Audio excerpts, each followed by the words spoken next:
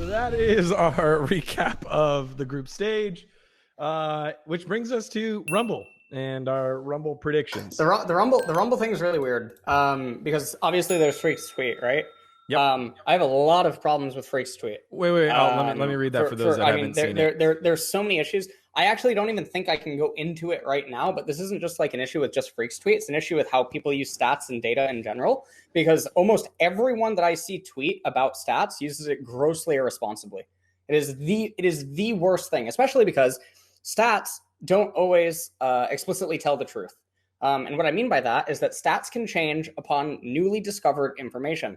Really good example of this would be, imagine you go back in time now with all the information that you have right now about the game, and you go back to Season 3 and Season 4.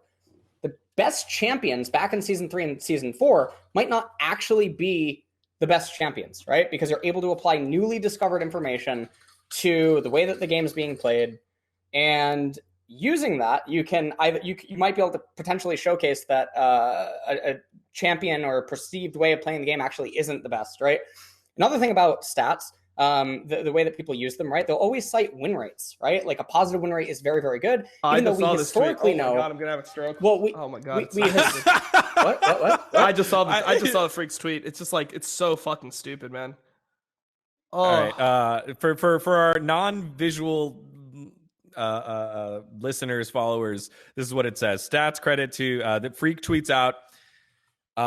Rumble is 3-7 at MSI so far. If you don't count RNG's completely free wins regardless of comp. The champ is giga overrated in that role. He's a good mid laner. He's a bad jungler. Draft better. Echo again. By the way. There we go. Anyway, go ahead. Okay, so I just want to clarify. I don't think Freak is stupid. By the way, I think Freak normal. I actually always watch his patch rundowns because he has those charts. You know what I'm talking about? I don't know if you watch them, Dom. But he has like the chart. It shows all the differences, right, between buffs and nerfs and like breakpoints and like all this other stuff, right? So Freak has a lot of really, really good stuff. But this tweet is very akin to like arguments that I constantly engage in with other people in the scene that will cite win rates, or they'll also cite solo queue win rates as an indicator of competitive, which is insane to me. Because historically, we know there are champions that are conventionally perceived as broken, right? Even if you just do an eye test, you can see that the champion's really strong. Mr. Years, right? Aphelios, whatchamacallit, Senna at a certain point in time. Akali is another good one. Lilia is another good one. These are champions that, at many different points in times had negative win rates in both solo queue and negative win rates inside of competitive, but we know that they're broken, right? And how do you know that you're broken? Well, by going into the context of the games, right? Because numbers by themselves don't do anything. And anyone who says that it does is they're lying. Yeah, and they're using stats completely irresponsibly. But it has a 47% win rate in the jungle and Diamond 2. Because that matters, because these are Diamond 2 players, So well, the thing is that a Diamond 2, like, again, like Rumble's strengths inside of the jungle are better utilized by coordination. Right? Like a mid-game double ulting is really broken in Dragon and Baron standoffs because you can double ult. The way that he's going to get ahead of you, the way that he can accelerate the game, the way that he can exert pressure, right? It's less common that would be found in solo queue than it would in competitive. Lilia is another really good example. Lilia has always had like a 45% win rate. Yeah, she's like 45%. But Lilia, at several different points, was highly contested inside of competitive. And we know that Lilia is very, very good, but not everyone can actually play her well, right? And they even say this inside of interviews and like all this other stuff. But stats, I mean, I don't want to go on too big of a tangent here because I actually think that this is almost like an entire show or like fucking episode in itself. Or it's just an entire video in itself.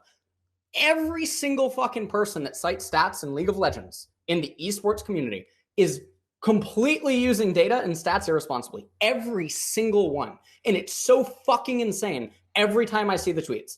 I don't want to hear win rate as a fucking argument or a metric. I mean, you can bring up win rate, right? It can lead you to questions. It doesn't answer the questions for you. It's not the be all end all, right? The context is the most important thing, right? But then also the argument of newly discovered information is another really big one.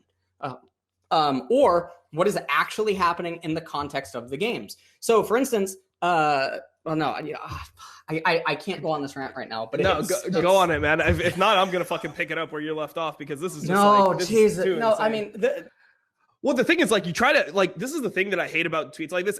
It's clearly just made to make people like me look bad and make people like LS look bad because we rated the champion highly. So if you look at like the champion itself and you start arguing point by point, what is Rumble weak at? Why is Rumble a bad champion? Like, I don't want to hear win rate, and I don't want to hear that 5 wildcard teams played Rumble, which are worse players, and then they sucked on Rumble. And then that somehow indicates that the champion is bad, right? And then also, like, in this thing, in this tweet, he's like, okay, we'll take away all of, like, RNG's games for, like, some arbitrary reason because RNG played against wild cards, so that doesn't, like, matter. Like, just take away all their stats, and now we're, like, looking at the stats outside of RNG. We're like, they have the most competent Rumble player by far at the tournament, right? So, like, so he just gets discredited for no reason. But if you go point by point, and you start arguing, what does the champion do poorly? Why is Rumble a bad jungler, right? What ends up being the things that he's arguing? The champion is literally good at everything. It's good in team fights. It scales well for a jungler. Like, if you're talking about, like, scaling, like, compared to, like, solo laners and things like that, obviously it doesn't scale as well as a fucking, like, mid Orianna or some shit.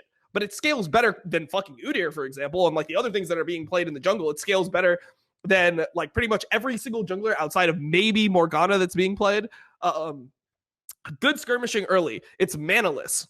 It's a fucking huge advantage. The main weakness of the champion is that it's actually invadable at level 1. So if you don't draft strong level 1 with Rumble and he's trying to, like, overheat on his W, he can get invaded, he can get behind because of that.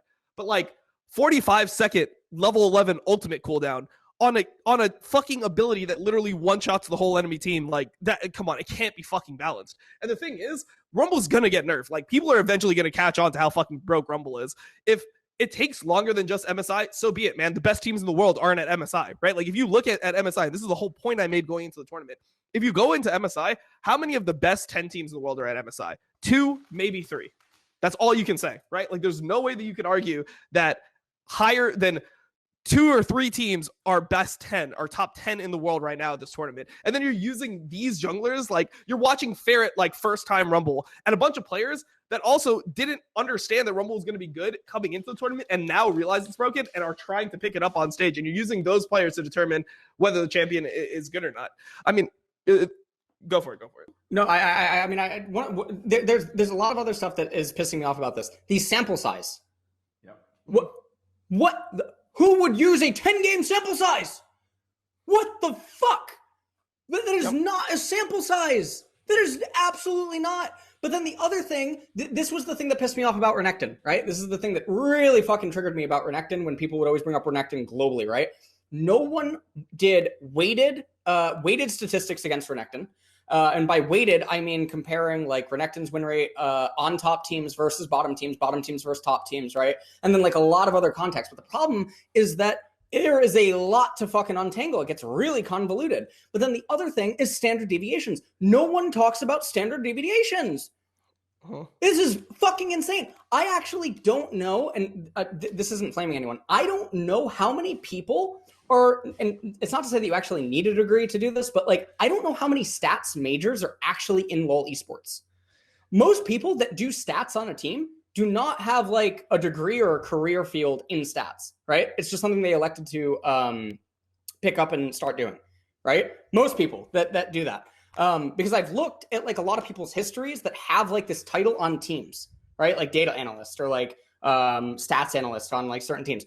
Most people have no history in this field. And I'm not saying that you need a history in a field. Technically, you could actually probably just use YouTube, and you could probably teach yourself, right? I'm not saying that that's impossible, but the thing is that there is so much fucking absent whenever people are talking about stats. There's so many concepts about statistics that are absent from every single conversation. It's just not possible. It's not possible. And I'm not saying that I use stats fucking responsibly. I don't fucking know nearly enough that I probably should to use the stats responsibly. But you can, like, this is like one of those things where you can tell they're being used grossly irresponsibly. And then the problem is that they're being echoed. Another really good thing is I want to pull up fucking trading card games, right? There are decks in trading card games that when piloted by elite players will have a gross and overbearing fucking win rate, and you cannot play against that deck in their hands. But if you try to take that deck to a ladder, you try to take that deck to a local, you try to take that deck to a random tournament, you're going to get your shit stomped in by a deck that actually can't contend with that deck, maybe due to the complexity of the deck. But that doesn't mean that the deck is actually bad. It just means you're not good at playing it. And then if that becomes your counter argument that people aren't good enough at Rumble so that they shouldn't play it and they should play something easier, well, now you're fucking moving the goalpost. And it's not actually that Rumble's bad. Sure. It's that the people that are playing that Rumble are too bad at him, which means that your fucking statistics that he has a loss rate goes completely